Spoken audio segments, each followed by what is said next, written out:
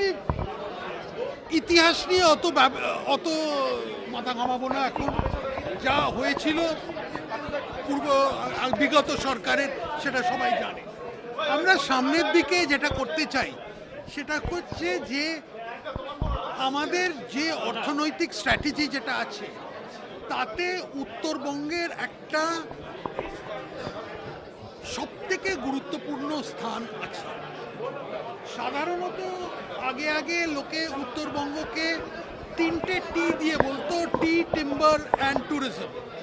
সেগুলোও গুরুত্বপূর্ণ, কিন্তু আজকে যে নতুন আরও আধুনিক যেসব ব্যবসা বা আধুনিক উদ্যোগ যেগুলো হচ্ছে সেগুলো new tech, hi tech, deep tech, তিন রকমের, তাছাড়া লজিস্টিক্স, এইগুলো সবগুলো উত্তরবঙ্গে আনার দায়িত্ব আমাদের আছে।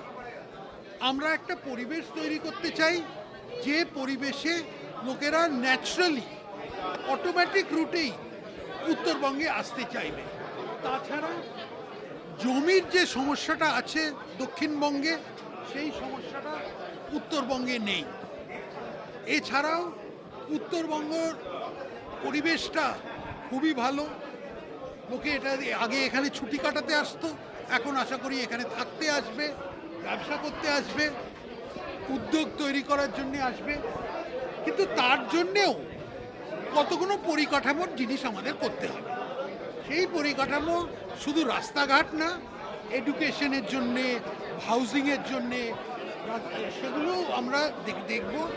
সে একটা সুষ্ঠু একটা শহর জলপাইগুড়ি এবং শিলিগুড়ি যদি ধরি, তাছাড়াও তো অন্য জায়গায় এয়ারপোর্টগুলো হচ্ছে, বাগডোগরা এয়ারপোর্টটাকে আরও বড় করা, সবই দিক থেকে দেখতে গেলে gateway to the north east যেটা আমরা বলে এসেছি।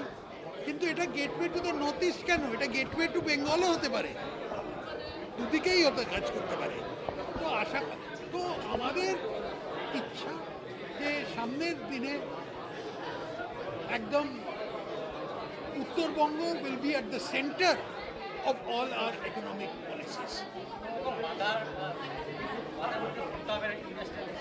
কি বললেন? না, এখানে কোনো বাধা নেই। দেখুন, এখানে আগে সবাই উত্তরবঙ্গকে ওই চিকেন্স দেখে দৃষ্টিতে দেখতো। আমরা ওই সমস্যাটা আস্তে আস্তে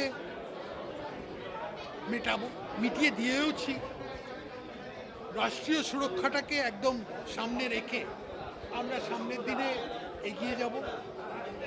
আর এমনি কোনো বাধা নেই। এখানে শান্তিপূর্ণ একটা পরিবেশ আছে। এখানে ওই ধরনের সিন্ডিকেট রাজ অতটা যখন দক্ষিণবঙ্গে আছে সেরকমও নেই। সুষ্ঠু পরিবেশের মধ্যেই মানুষ এখানে এসে ব্যবসা করতে পারে, তারা নতুন উদ্যোগ সৃষ্টি করতে পারে।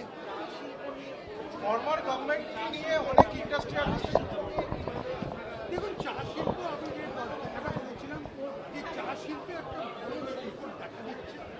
আমরা যতক্ষণ ফুল ফ্লেজেড ক্রাইসিস হওয়ার আগে এটার মধ্যে মানুষকে আমরা সতর্ক করে দিতে চাইছি কি করণীয়। অনেকগুলো চা বাগান বন্ধ হয়ে গেছে, আমরা সেগুলো এখানকার ওয়ার্কারদের যেসব অর্থনৈতিক যে সংকটের মধ্যে ছিল সেগুলোকে মেটানোর জন্য নিয়েছি। সেটা হয়তো হয়ে যাবে, কিন্তু সামনের দিকে দেখতে হবে চার যদি গুরুত্বটা কমে যায় বা চায়ের গুরুত্বটাকে বাড়ানোর জন্য কী পদক্ষেপ নিতে হবে, সব বিষয়টা আমাদের একটা স্ট্র্যাটেজিকভাবে জিনিসটাকে চিন্তা করতে হবে। এই জন্যে আমি বলেছি সামনের দিনে আমরা একটা এখানকার যে চায়ের যেসব বিভিন্ন স্টেক হোল্ডার তাদের কলকাতায় বা শিলিগুড়িতে বা দার্জিলিংয়ে যেখানেই হয়, আমরা একটা বসবো, একটা নতুন করবো যে সামনের দিনে আমরা সেই আমরা কীভাবে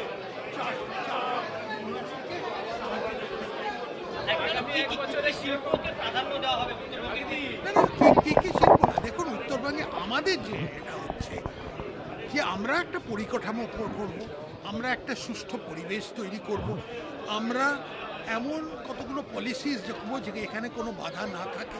তারপর আমরাও চাইবো যে মডার্ন ইন্ডাস্ট্রি মানে নতুন যারা টেকনোলজি যেগুলো নিয়ে আছে, যেমন এআই, যেমন আরও ডিপ টেক বা ও ধরনের সেমিকন্ডাক্টর আসামে যেমন করছে, সেটারও একটা যদি করা যায়, একটা এডুকেশন আমরা চাইবো এরকম।